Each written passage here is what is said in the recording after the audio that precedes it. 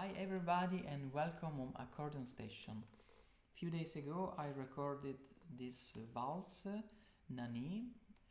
It's a musette valse from France, composed by Colombo, and I wanted to watch together with you to the different problematics and aspects of that I encountered recording and studying the piece.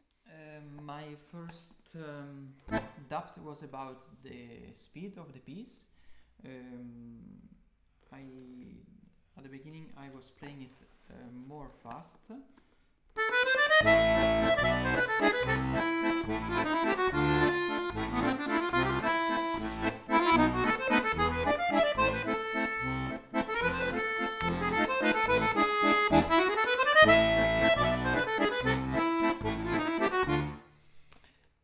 This gives more the feeling of one of the whole bar, but I listened to some other recordings and I like it a little bit more slowly.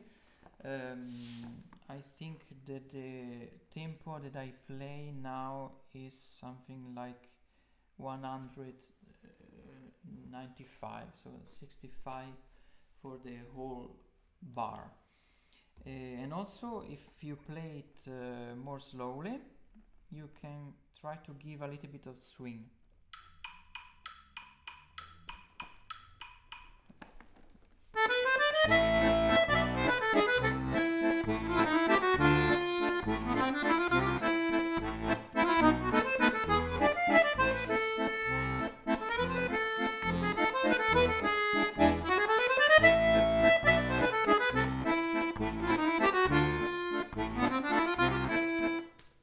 And I think I like it more in this way.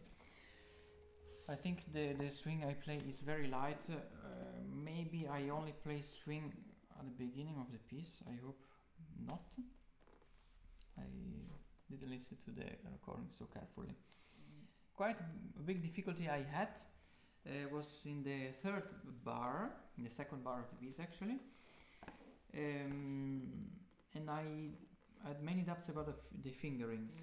I had changed 3 fingerings there. The first version was this. Then I go with it to the 3. Then I play the ornament 2 3 2. Then 2 again. 2 3 1 2. And so I substitute the third finger, fourth with the third finger on the long E, the long Mi.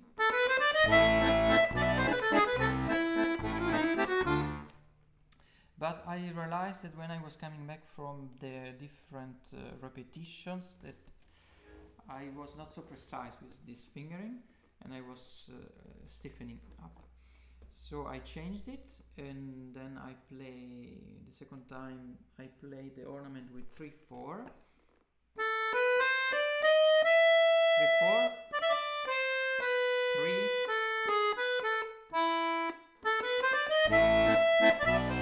Sorry.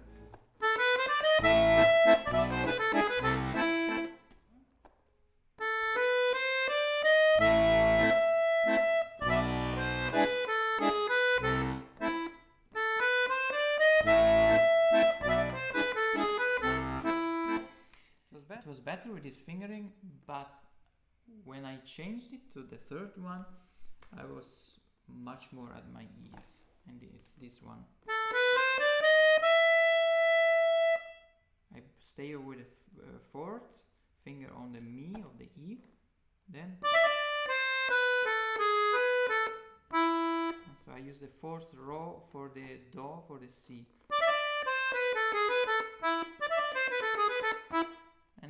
And I was much more consistent in the different repetitions of the piece, because on this channel I never edit the pieces, so I leave also the little mistakes. So my philosophy here is that I want to have one whole take, and I don't want to edit it.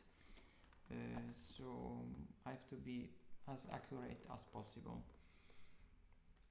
So that was the second bar. In the left hand you see that there are long basses.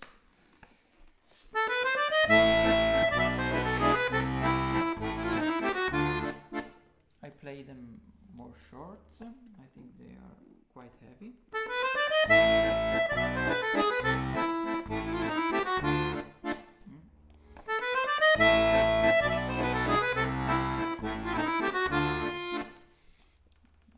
I will cut them a little bit.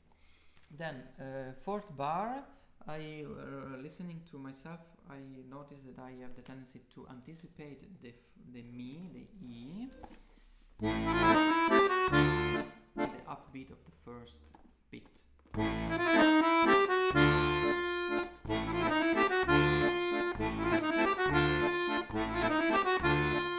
It's also not bad. I have to play it on the first beat actually.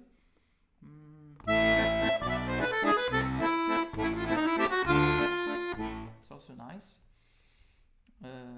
but to practice it slowly.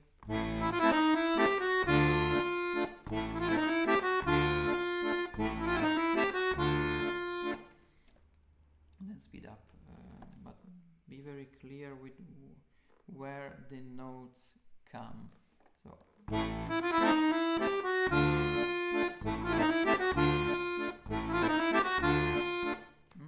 and then every time you have a prolonged note, like in this case the long F, the long Fa, then the second line long Mi, long A, you can cut a little bit those long notes to phrase more and to make a breath in the sentence.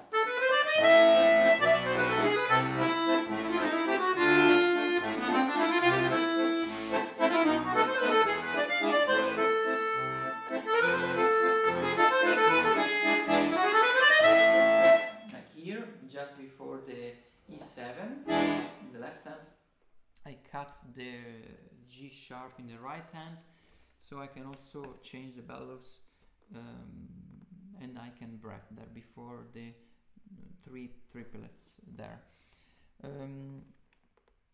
Other things, the second line, I like this passage with the arpeggios on B7 and E7. I like to play it articulated in the right hand so that it sounds more light.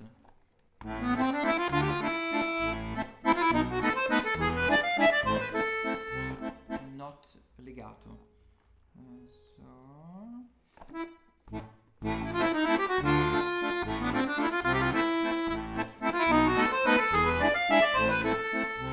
This is legato, and this is not legato.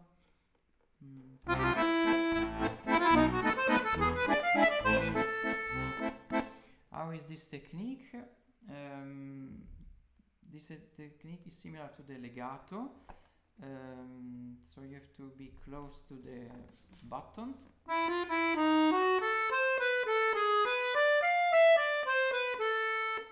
But you have to articulate more, so you have to lift the fingers a little bit more. But it doesn't make sense to practice this slowly, because the technique is different. If I play slowly, I will use the arm or the wrist, and this is a fingering articulation.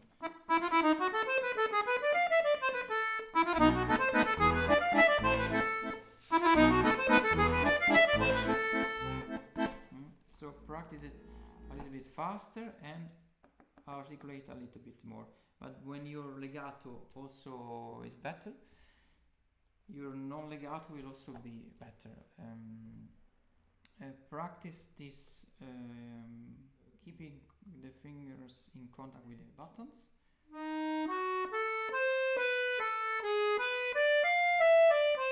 And try to don't lift the fingers. I hope you can see it.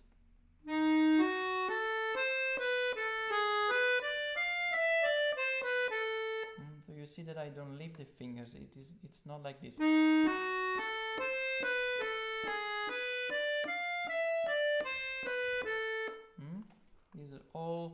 unnecessary movement that will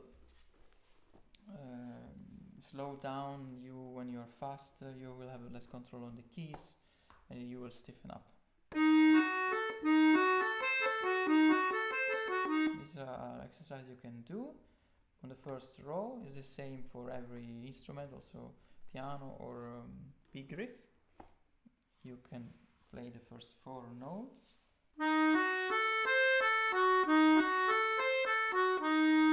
With 1, 2, 3, 4, and check. You can also watch that you don't leave the fingers when you leave the finger, when you leave the button. And you can do that also with 2, 3, 4, 5.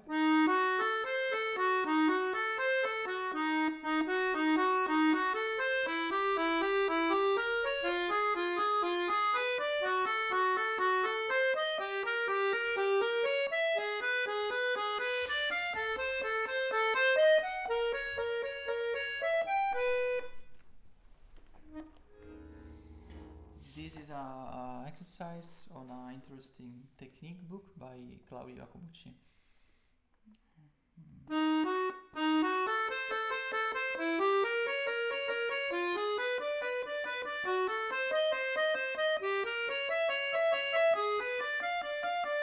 An exercise that I find very helpful. We go on. 4th line. There is a passage with arpeggios on B flat and then A minor.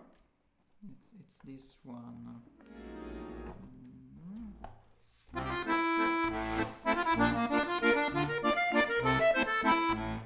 Yeah.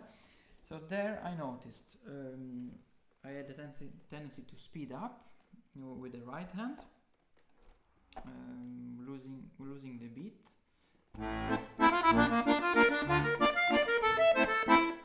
So I will practice it now with the metronome.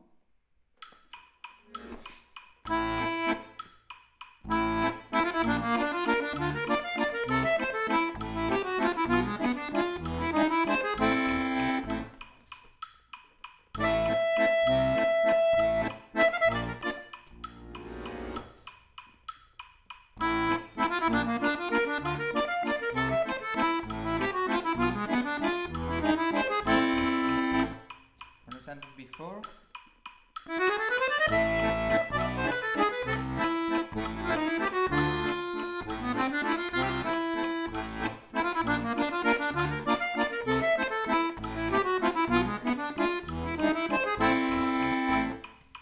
Yes.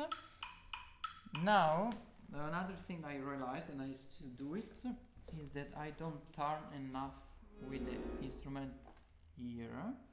The left, I stay too much straight and I don't go back, and that is why I sometimes have difficulty in playing the C in the bass with the 5th finger.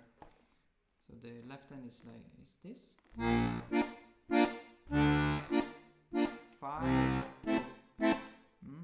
and I have little hands. To grab that, I have to go a little bit more.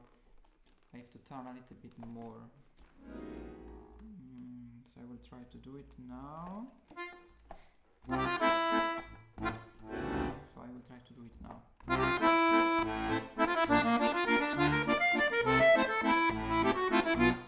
So I actually have to prepare it in the line before, when I open the bellows.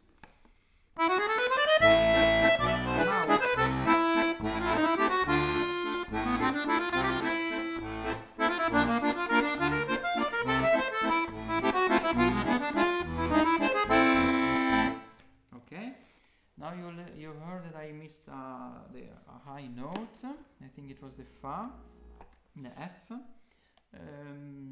It happens sometimes.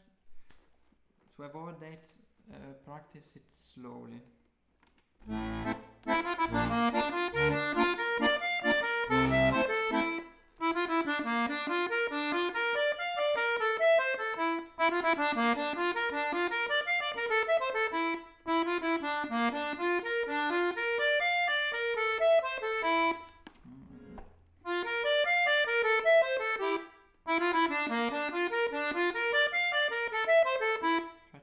slide with the wrist. Practice it in the right direction of the bellows.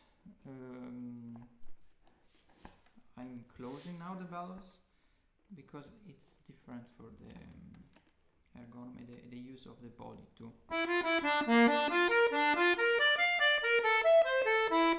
I personally have the tendency to stiffen more up when I play in closing. I realized it in this piece, also in other passages, that I try to create an opposing force with the fingers against the bellows when I close it. So I have to concentrate avoiding doing that.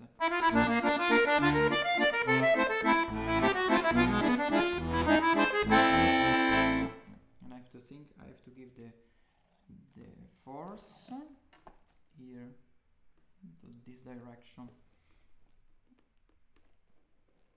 and here.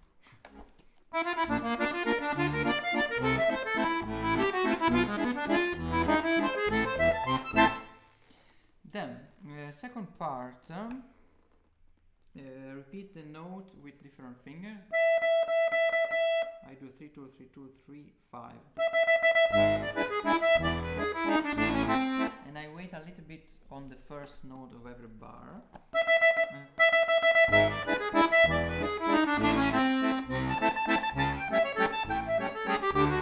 Here also I like to play it more articulated, more lighter.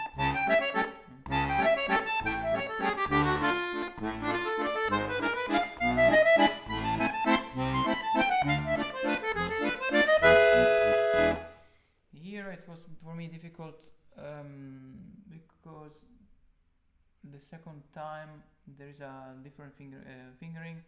When we go to E7, there are two different endings from this section. I had to practice a lot slowly. So what I will say to you is practice the two endings next to each other.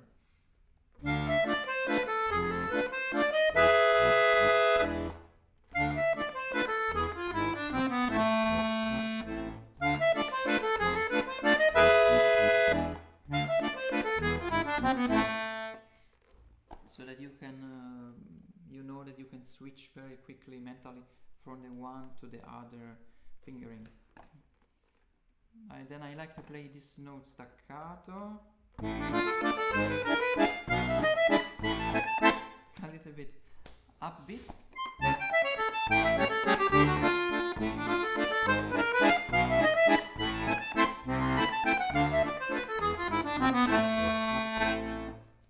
I like it. And then you can take a little breath.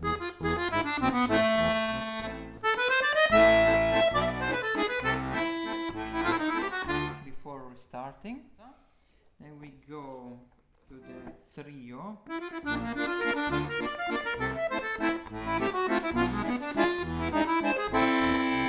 Little breath. But here this piece is this section is more soft, lyrical, romantic.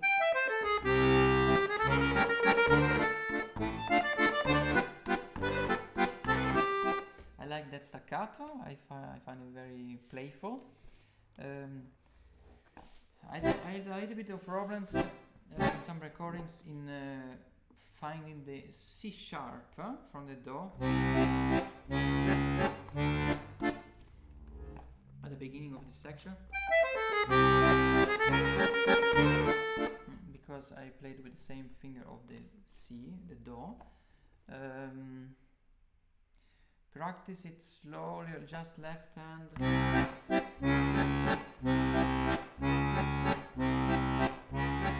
Spring. Try to don't control the spring, sprung, but spring and correct eventually the distance. So okay, I will check where I am. Okay, I felt too short, so now I have to spring farther.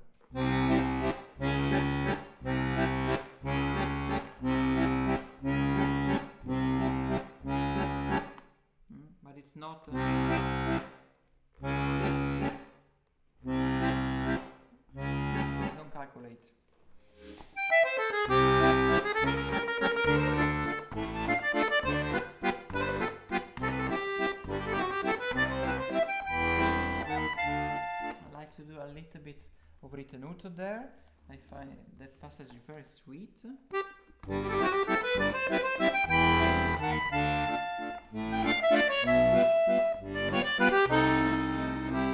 also I like to do some waves.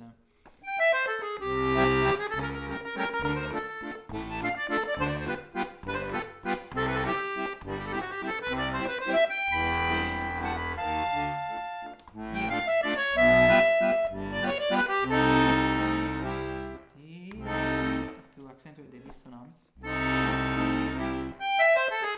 Da da da da da da.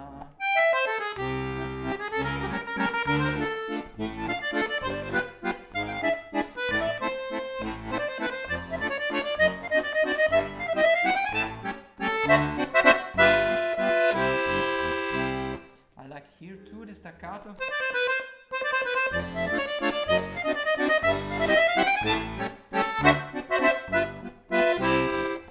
And do enough crescendo there. And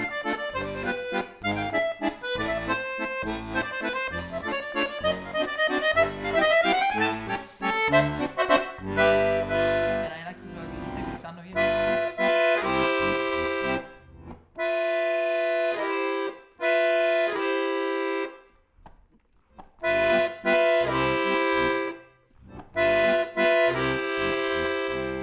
I like this sound.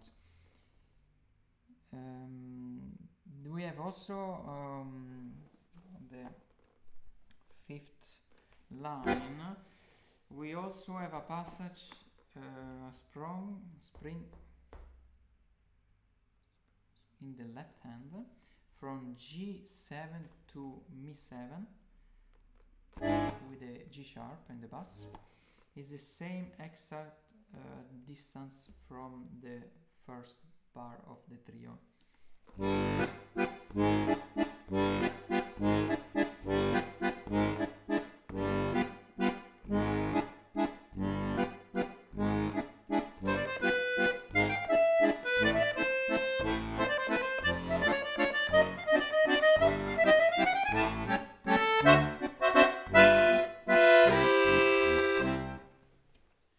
In general, this piece asks quite a lot of concentration because there are many notes. It's fast, but many passages are quite easy in the hand. It's accordionistically well written for our instruments. These arpeggios or scales are quite easy to play on the accordion. Also those repeated notes. It's a lot of fun on playing it. There are nice ideas, different characters in the different sections. To play it fast, I would say you have to use less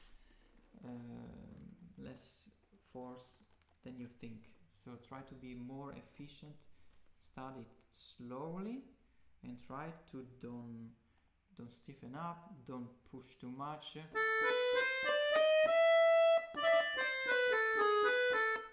see that I'm pushing too much in the buttons.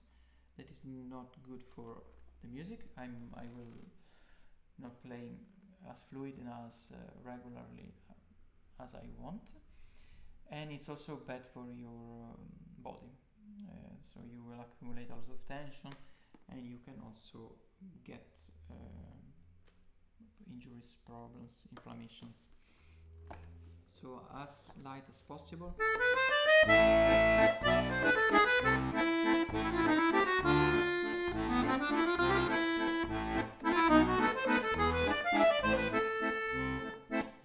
Another thing I notice is from my history too, is personally I have the tendency to stiffen the jaw, to bite when I'm playing.